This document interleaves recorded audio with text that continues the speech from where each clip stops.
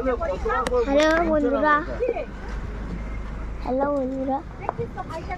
এখন আমরা চলে এলাম পাহাড়ে। পাহাড় আমরা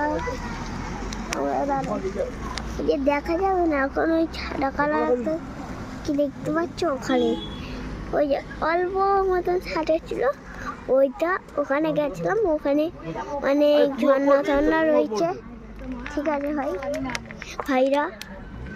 হ্যাঁ, এখন আমরা রয়েছি বাসের ভেতরে, ভেতরে রয়েছি, সেই পথটা ফেলে রয়েছি, পথটা ফেলে রয়েছি। আর আমি বসে আছি। এই দেখুন, আমি বসেছিলাম তখন, ঠিক আছে। আরে কাছে কি করবে এখন, ওই দেখো তখন আগের রাজ বসেছিল, দেখেছেন।